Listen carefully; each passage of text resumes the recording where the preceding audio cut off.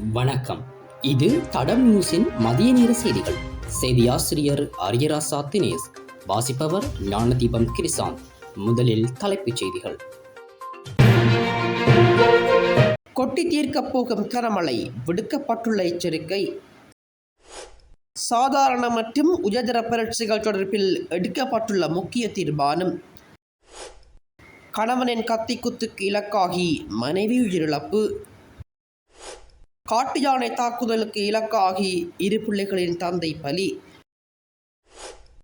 ஜனாதிபதி வர்த்தகர்களுக்கு அழைப்பு. பிரபல பாடகர் தமித் அசங்க திடீர் கைது. இனி தொடர்பான விரிவான செய்திகள். மேல் மற்றும் சப்ரகமுவ மாகாணங்களிலும் கண்டி, நுவரெலியா, காலி மற்றும் மாத்தறை மாவட்டங்களிலும் பல தடவைகள் மழை பெய்யும் என வளிமண்டலவியல் திணைக்களம் எதிர்வு கூறியுள்ளது. குறித்த விடயத்தை வளிமண்டலவியல் திணைக்களம் இன்று வெளியிட்டுள்ள அறிக்கையில் தெரிவிக்கப்பட்டுள்ளது.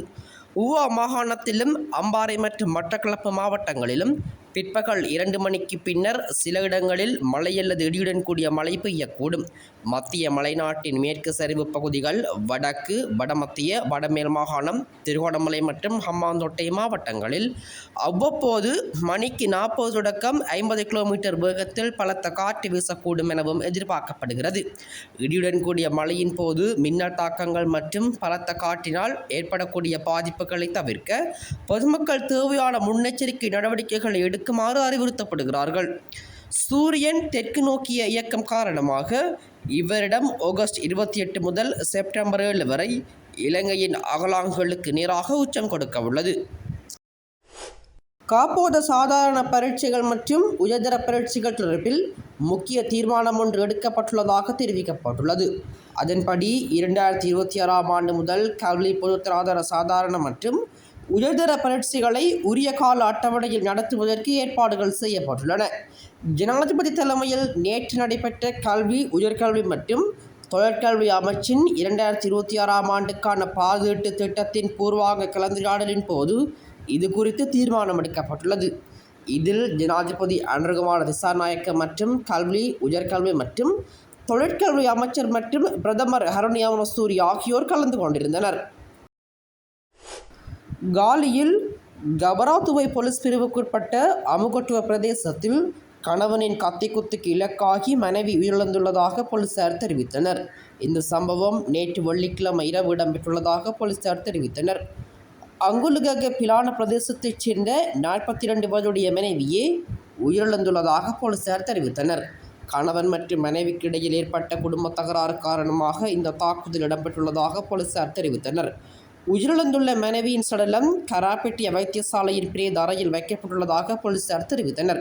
சந்தேக நபரான கணவரை கைது செய்ய போலீசார் நடவடிக்கைகளை எடுத்துள்ளனர். இந்த சம்பவம் தொடர்பான மேலதிக விசாரணைகளை கபரதுவை போலீசார் மேற்கொண்டு வருகின்றனர். திருகோணமலை சேருநுவர போலீஸ் பிரிவுக்குட்பட்ட தங்கநகர் பகுதியில் காட்டு யானையின் தாக்குதலுக்கு இலக்காகி 2 பிள்ளைகளின் தந்தை உயிரிழந்துள்ளதாக சேருநுவர போலீசார் தெரிவித்தனர். இச்சம்பவம் சனிக்கிழமை காலை இடம்பெற்றுள்ளது. தங்கநகர் பகுதியைச் சேர்ந்த 58 வயதுடையவரே காட்டு யானையின் தாக்குதலுக்கு இலக்காகி உயிரிழந்துள்ளார். இரவு வயலுக்கு காவலுக்கு சென்று காலை வீடு திரும்பும் வேளையில் தோட்டம் ஒன்றிற்குள் மறைந்திருந்த யானை தாக்கியுள்ளதாக தெரிய வந்துள்ளது. இந்த விடயம் தொடர்பில் மேலதிக விசாரணைகளை சேருநுவர போலீசார் மேற்கொண்டு வருகின்றனர். குறித்த பகுதியில் தொடர்ச்சியாக யானையின் தாக்குதலினால் பலர் உயிரிழந்து வருவதாகவும் காட்டு யானைகள் ஊருக்குள் உள்நுழைவதை கட்டுப்படுத்த முறையான திட்டங்கள் எவையும் நடைமுறைப்படுத்தப்படவில்லை எனவும் மக்கள் கவலை வெளியிட்டுள்ளனர். சுற்றுலாத்துறையில் ஈடுபட்டுள்ள தனியார் துறை தரப்பினர்களுடன் 2026ஆம் ஆண்டுக்கான வரவு செலவு திட்ட பூர்வாங்க கலந்துரையாடல் ஜனாதிபதி அனுரகுமார திசாநாயக்க தலைமையில் நேற்று பிற்பகல் ஜனாதிபதி செயலகத்தில் நடைபெற்றது. 2026ஆம் ஆண்டில் சுற்றுலாத்துறையில் எதிர்பார்க்கப்படும் இலக்குகளை அடைய வெறும் ஊக்குவிப்பு திட்டங்கள் மட்டும் போதாது என்றும் அரச மற்றும் தனியார் துறைகளை ஒருங்கிணைக்கும் புதிய மூலோபாய திட்டத்தை செயற்படுத்த வேண்டும் என்றும் ஜனாதிபதி இதன்போது சுட்டிக்காட்டினார். நுவரெலியா, அனுராதபுரம், மகியங்கனை மற்றும் கதிர்காமம் போன்ற பகுதிகளில் உள்ள ஜனாதிபதி மாளிகை மற்றும் அமைச்சர்களின் உத்தியோகபூர்வ இல்லங்களை உள்நாட்டு மற்றும் வெளிநாட்டு சுற்றுலா பயணிகளை இலக்காக கொண்டு வசதியான சுற்றுலா விடுதிகளாக அபிவிருத்தி செய்வதில் முதலீடு செய்யுமாறு வர்த்தகர்களுக்கு அழைப்பு விடுத்த ஜனாதிபதி இது தொடர்பாக விரைவில் முறையான திட்டம் செயற்படுத்தப்படும் என்றும் தெரிவித்தார். சுற்றுலாத்துறையில் தற்போது நிலவும் குறைபாடுகள் மற்றும் சவால்கள் குறித்து வர்த்தகர்களினால் ஜனாதிபதியின் கவனத்திற்கு கொண்டு வரப்பட்டது. சுற்றுலாத்துறையின் வளர்ச்சிக்கான பரிந்துரைகளை முன்வைக்குமாறு ஜனாதிபதி வர்த்தகர்களுக்கு அழைப்பு விடுத்தார். பிரபல பாடகர் தமித் அசங்கவை வெள்ளவாய போலீசார் கைது செய்துள்ளனர். குடும்ப தகராறு தொடர்பாக கிடைத்த புகாரின் அடிப்படையில் அவர் கைது செய்யப்பட்டார். இவ்வாறு கைது செய்யப்பட்டவர் வெள்ளவாய நீதிமன்றத்தில் ஆஜர்படுத்தப்பட்ட பின்னர் 1 லட்சம் ரூபாய் சரீர பிணையில் விடுவிக்கப்பட்டார். இச்சம்பவம் தொடர்பில் மேலதிக விசாரணைகள் இடம்பெற்று வருகின்றன. இதுபோன்ற செய்திகளை தெரிந்து கொள்ள தடம் நியூஸ் சேனலை சப்ஸ்கிரைப் செய்து அருகில் உள்ள பெல் பட்டனை கிளிக் செய்யுங்கள்.